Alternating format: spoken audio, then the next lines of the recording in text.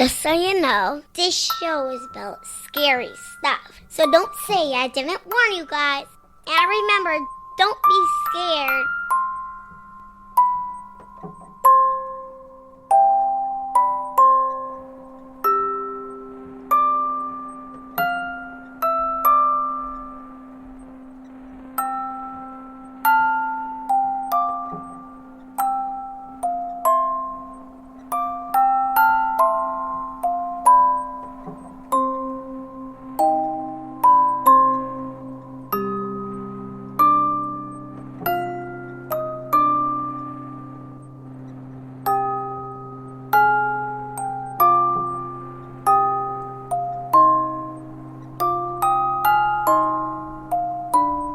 Episode 134, Second Chance. War Baby here with another episode of Murderous Minors.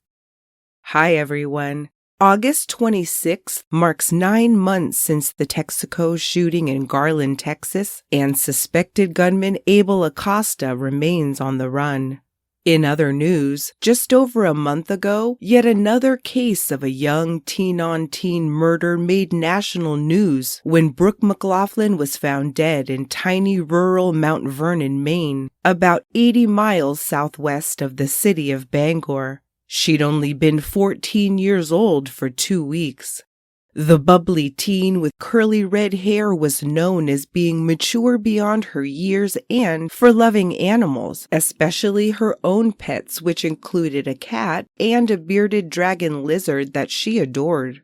Brooke was in the 7th grade at Maranacook Community Middle School in Redfield, Maine. Reports tell us that around 6 p.m. on Monday, July 18, 2022, Brooke's mother returned to their home on Blackberry Road and discovered her daughter unresponsive, and the teen was soon declared dead. Investigators quickly determined that Brooke had been murdered. Noticeably missing from the McLaughlin home was one of the family's cars, a red 2010 Chevy Impala, which was located roughly 20 miles away in the town of Wayne, Maine, the morning after Brooke was killed. Within a few days, the public learned that a suspect had been arrested and that he lived in Wayne, where the stolen car had been recovered. On Saturday, July 23, 2022, less than a week after Brooke's death, her boyfriend was arrested and charged with intentional or knowing murder for allegedly killing her 2 days after what was reportedly his 15th birthday. Although he has yet to be bound over to adult court, the Office of the Maine Attorney General did identify him on July 25, 2022. Social media posts indicate the pair had been dating for a few months, since February 2022. Some speculation has been offered by a source, someone who identifies themselves as a family friend. She told The Sun when interviewed that she believes that Brooke's murder was, quote, premeditated, and went on to speculate that, quote, from what I understand, it was their birthday and his family wasn't there to properly celebrate with him, so he did something to ensure that that day was never forgotten again, doubling down on the fact that, quote, that hasn't been confirmed, but it's one of those things being thrown around. As for the suspect, she said that, quote, I only met him a handful of times. Neither he nor any of his family members have shown any type of aggression or anything like that. I would have never dreamed that the kid could possibly do something like this. His family has reached out to us and they're in just as much disbelief as everyone else.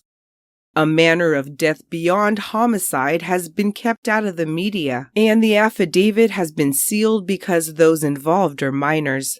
The teen made his initial appearance in the Juvenile Division of Waterville District Court on July 25, 2022, where he entered a plea of denial. He continues to be held at the Long Creek Youth Development Center in South Portland, Maine, with his next court appearance scheduled for September 14, 2022. This week on Murderous Minors, we're looking at an earlier yet similar case of middle school murder, the 2011 shooting death of 14-year-old Alana May Calahan. Convicted of the crime was her neighbor and close friend, Lacy Aaron Schmidt, who was also 14. On the 911 call, Schmidt told dispatchers that he lived behind Alana and her family and had seen a man in black running through the woods in tiny rural Harlem, Georgia, named after the New York City borough and the birthplace of Oliver Hardy, one half of the famed classic comedic duo Laurel and Hardy. Schmidt said that he'd left his home to see where the man was going and stopped to check on his friend Alana's house, where he saw blood on the carpet by the back door and the computer chair knocked over. He had then joined Alana's older sister Amanda, who had just returned from the end of the family's mile-long driveway, where she had retrieved their younger brother from his bus stop. The trio began searching the property, and quickly, Schmidt went straight toward where he saw Alana's body, about 20 yards away from the house where she lay face up in the woods. Drag marks from the back door provided a blood-smeared path that could be followed directly to her. Alana's sister called 911 and emotionally tried to explain that she'd only been gone for a few minutes, having left her sister at the computer checking her Facebook page. When she returned from the bus stop with their younger brother no more than 4 to 5 minutes later, Amanda said that she saw, quote, red stuff in their front yard and near the computer area when she got inside the house. 14-year-old Alana Calahan was nowhere to be found. The Calahan parents and the younger 4 of their 6 children moved into their new home on Miles Road when the 2009 school year ended in May 2010. Alana was the 4th child and seemed to hold so much hope for her family. The 8th grader at Harlem Middle School was academically inclined and wanted to attend Harvard and/or Yale and one day become an attorney. According to Alana's father's later testimony, they met Lacy Aaron Schmidt around March 2010 after they purchased their home on Miles Road and started preparing it for their upcoming move-in. Alana and her younger brothers met him down at a creek in the woods and just brought him home one day. Mr. Calahan testified that Schmidt just started showing up and hanging around, playing with the kids and often helping him with yard work and other projects. Alana's mother testified later that he was extremely close with her kids and that the only thing she found off-putting was that whenever he rode four-wheelers with her 9- and 10-year-old sons, her boys would always come back injured. Although Alana was Schmidt's girlfriend for about 3 days after they first met, her youth pastor from church advised her that she was too young, and the teens reverted back to being just friends. Alana's mother said that for the first couple of months, everything was fine with the friendships, and Schmidt came over after school almost every day and on weekends. They even took him along on trips and vacations. He was treated like family. As far as Schmidt's actual family is concerned, their history is both complicated and controversial, and all of the following information comes directly from the later testimony of his half-sister, born more than 39 years before him, and another sister who was 3 years older than him. Being his sisters, they had deep insight into Schmidt's childhood, and through their testimonies we learn that, after divorcing the older sister's mother, their father married another woman, who had a daughter that he sexually abused. When that daughter was 13 years old, she gave birth to Schmidt's older brother. No authorities were notified. 5 years later, she had a second child with her stepfather, a daughter, and a little over 3 years later, Lacy Aaron Schmidt was born when his mother was 21 years old. They had a fourth child as well. All the while, child services were never called and neither were police. Their father was ultimately imprisoned for raping a 56-year-old woman in a care facility, and Schmidt was not raised by him, nor did he live with him as a child. Instead, by the age of 5, he and his siblings were living with their much older half-sister. When Schmidt was 5 years old, the older half-sister kept her 4 half-siblings for what was meant to be 2 to 3 weeks as their mother, quote, found them a decent place to stay. And during that time, Schmidt's older sister, who was 8, described episodes of sexual abuse facilitated by their own mother. In an interview as an adult, she recalled her mother leaving bars with men just so they would have a couch to sleep on for the night. She said that her mother left them unattended with some of these men, which led to them being repeatedly sexually abused. At this point, child services were finally alerted and the 4 children were formally placed in their half-sister's care. Not everything was smooth sailing there, though, either, and his sister described at his sentencing how they had been placed in another volatile household. She described a new guardian who took a, quote, biblical spare the rod, spoil the child approach to parenting, which ultimately led to child services ordering several members of the family into anger management classes. Schmidt and one sister were removed from their half-sister's home for a time and she was adopted. However, he was returned to the same house child services had removed him from. Then there were the child molestation accusations brought against Schmidt just prior to mid-2009.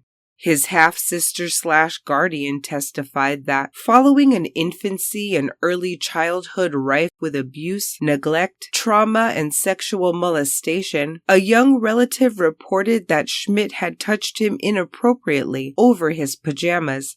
She testified that she made sure that the child's parents called the authorities and that Schmidt was held accountable for his actions. Consequently, Schmidt was placed on probation and required to complete an 18-month program for juvenile sexual offenders. And when he was halfway through his probation period, the Calahans moved on to the neighboring property. The family was well aware of Schmidt's molestation charge, and the younger boys especially were put on high alert to watch for any behavior that was inappropriate or made them uncomfortable. According to Alana's father, though, that never happened, and they grew to trust him and grew to love him, offering him what Mr. Calahan referred to as, quote, a second chance. His guardian testified that her little brother called Alana's parents mom and dad. Other witnesses testified about the relationship using words like idolized and obsessed. And Schmidt's Facebook profile was even under the name Aaron Calahan. He wanted to be an actual part of this family, and there had even been talks of the Calahans legally adopting him, although no moves had been made to do it. At his actual house on the other side of Miles Road, he and his siblings were loved but also not fully accepted, according to Schmidt's sister, who was 3 years older than him. Things at his home were getting rocky because, as his guardian later testified, his desire to be a Calahan was slowly affecting his desire to mind her. He didn't respect her authority, and since child services had forbid her from any further, quote, chastising, which included physical disciplining, her only recourse was to resort to grounding him, as a means to create some distance between Schmidt and the Calahans' influence. It was a lovely influence, as the Calahans seemed to be, by all accounts, an exceptional family, but Schmidt's obsession didn't seem to be waning. It seemed to be growing. Those who knew him felt that he got acceptance from the Calahans that he didn't get at home. At the end of December 2010, Schmidt completed his term of probation, and almost a month later, on January 23, 2011, Mr. Calahan left for several weeks to complete military training. 3 days later, Alana came home from school to what was supposed to be an empty house, which was a rare occurrence since Amanda or their mother were usually always home before her. Their mother had a medical procedure performed that day and was running just a few minutes late when Alana arrived home from school and found the front door already open and someone inside the house making noise. Terrified, she soon realized that Schmidt was inside of the house by himself, in clear violation of all of the most important rules. Alana had been so scared, and her fear didn't wane when she realized it was her friend. When her mother and sister got home within 5 minutes, Alana ran outside to tell them, and the woman was understandably angry, wanting to know how Schmidt had been able to get into the house in the first place. He maintained that the door had been left unlocked, but she knew it wasn't true because the deadbolt had to be locked with a key to close the door. She said he'd quietly collected his things and left, instructed that he wasn't allowed to be there without a parent present now, and not before 5 p.m. on school days. Although no one noticed at the time, it eventually became evident that Schmidt had used the time alone in the Calahan house that day to rob them, taking things that would later be recovered from his home. A set of house keys had gone missing but showed up again after Alana was murdered. Most shockingly, Schmidt was later determined to have stolen Alana's father's new gun that day, which was kept on his dresser covered by hats. A shotgun was also kept out in the open, although it wasn't touched. Schmidt's attorney would later say that an episode of bullying at Grovetown High School had led to his getting beat up, and that he stole the gun for protection. The gun box was later located in his bedroom, with the instruction manual found in his bathroom. A box of Mr. Calahan's ammunition was also recovered. 5 days later, on Monday, January 31st, 2011, Schmidt was carrying that gun as he approached Amanda Calahan as she waited at Alana's bus stop. Schmidt told her that he got grounded and couldn't come over for 2 weeks. She said he walked up Miles Road and back toward his house, but investigators concluded that Schmidt likely lurked in the woods and waited for her to leave for the bus stop again. About 25 minutes later, Amanda arrived back at the house with their brother and immediately saw Schmidt's sneakers deposited near the front door, keeping with Mrs. Calahan's rule that was second nature to frequent visitors.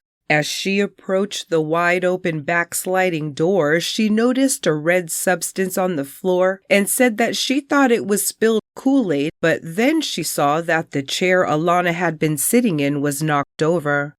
As she slid the back door closed, she said that Schmidt entered through the front door, saying that a man had taken Alana and he didn't know what to do. He claimed to have seen him running through the woods. Amanda testified that she got back into her dad's truck and started driving toward the back, though Schmidt had put his shoes back on as they went out the front door and run straight to Alana's body on foot, reaching her before Amanda had even gotten the truck in motion. Amanda testified that Schmidt went right to Alana and began to try to pull sticks from her hair, crying and saying that now he'd touched her and police would think that he'd been involved. He never mentioned the fact that the girl he called a sister was covered in blood and likely fatally wounded. Eventually, Amanda told Schmidt to go turn her dad's truck off, at which time, she later speculated, he could have taken the opportunity to replace the missing house keys under the driver's floor mat, where she found them several weeks after her sister's murder. He didn't need them anymore. Amanda called 911 and started CPR while Schmidt took over the phone call. He was the first person to suggest that it looked like she'd been shot. The 3 witnesses, Alana's sister, brother, and Aaron Schmidt, were separated, and investigators soon questioned the older 2 as witnesses, 3 hours after police arrived at the scene. Schmidt maintained his original story of chasing after a man wearing all black that he said he saw running toward the Calahan property. The investigators continued to let him recollect the events of that afternoon, and as he went on, they had more and more questions. Those at the crime scene were in constant contact with the detectives talking to Schmidt, and they soon relayed that the 2 canines at the Calahan home hadn't caught the supposed trail that the man in black had traveled. They told him that under 10 minutes was not enough time for all of the things that he claimed to happen to occur. His timeline just didn't line up with what they already knew to be true. He went on trying to convince them that he wasn't lying and kept changing his story to fit with whatever questions the detectives threw at him. His hands were then tested for gunshot residue, but more importantly, and directly following the testing, the detectives returned to the room and asked him to take his shoes off. Immediately, they could see that the tops of his socks had blood on them. Then, Schmidt said that he had actually seen the man shoot Alana and that he'd been forced to assist, although he was only there trying to stop whatever was about to happen. He reiterated that he was there, but that he wasn't the only person there and that he got Alana's blood on top of his socks when he was forced to drag her body to the woods against his will.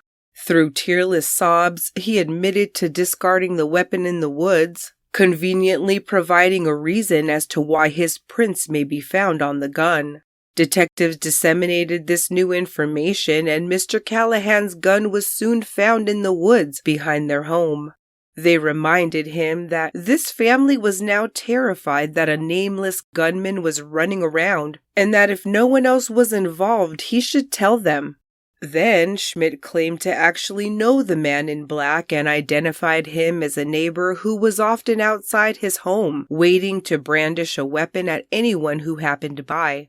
He next tried to say that it was one of the kids that had jumped him at school, who was mad at Alana and told Schmidt he was going to do something to scare her. He claimed that Alana and this other boy had argued in her house and that the boy had grabbed Mr. Calahan's gun and shot Alana before taking off running down the trail toward his own home. They told him that whomever did this didn't leave the yard, that the dogs indicated that no one ran onto the property and back into the woods again.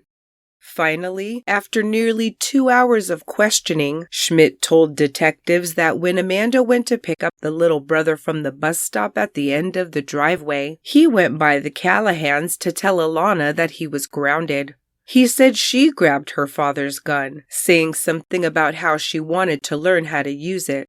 Schmidt said that he told her that it was a bad idea and that he wouldn't be any help because he didn't know how to use it.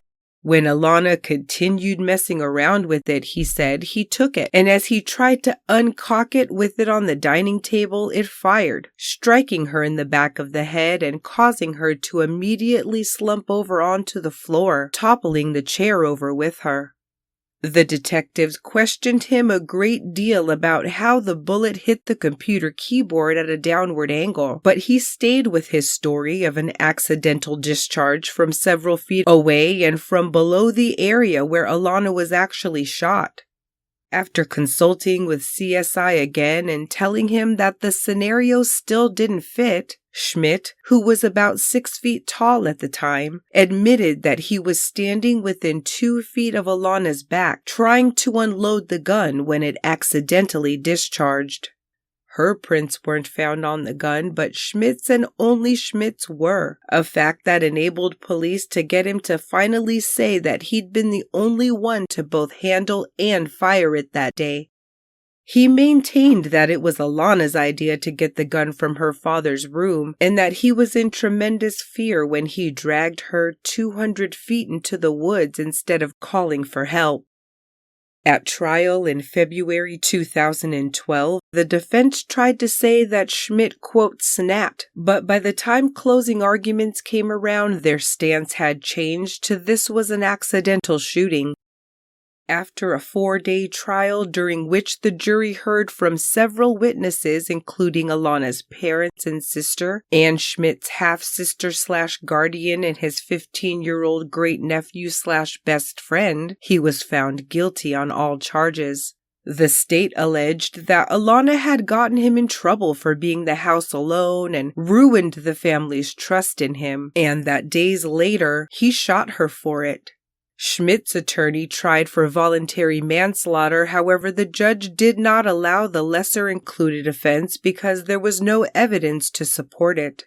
Instead, he instructed the jury to deliberate on the charges of malice murder because Schmidt stole the gun ahead of time and felony murder, in addition to weapons-related charges. A 22-day break between the guilty verdict and Schmidt's sentencing gave friends and family members a good bit of time to gather their thoughts to present in their statements, and everyone did except the killer himself. Lacy Aaron Schmidt didn't address his victims' loved ones or the court on his sentencing day while the judge made his final decision on the direction his young life would go. Person after person rose to speak on behalf of both victim and killer, one side begging for leniency while the other demanded no mercy be shown, since he'd showed none to Alana. Schmidt had shown little remorse or feelings during his proceedings and has never said that he planned the murder of Alana May Calahan, though evidence suggests that this was likely. When his sentence of life without parole was announced, Schmidt showed no emotion. All of his appeals have been exhausted, and his conviction and sentence were both upheld by the Georgia Supreme Court in 2015 after he filed based on ineffective assistance of counsel. Following the U.S. Supreme Court's decision in Montgomery v. Louisiana in 2016, Schmidt got a new attorney who filed for a resentencing and saw right from the beginning that the Columbia County District Attorney withheld certain documents and evidence, although he couldn't tell exactly what he didn't have access to. Schmidt's request for resentencing was denied. Lacy Aaron Schmidt, who is 26 years old in 2022 and now stands 6'5" tall, continues to serve his life without parole sentence and is currently incarcerated at Hayes State Prison in Tryon, Georgia. He was on Season 1, Episode 1 of A&E's show Kids Behind Bars when he was 22 and said that he had been target shooting in the woods right before he entered the Calahans and was trying to unload the gun when it discharged accidentally, killing Alana. He said he tried to cover it up because he didn't want her mother to be mad at him.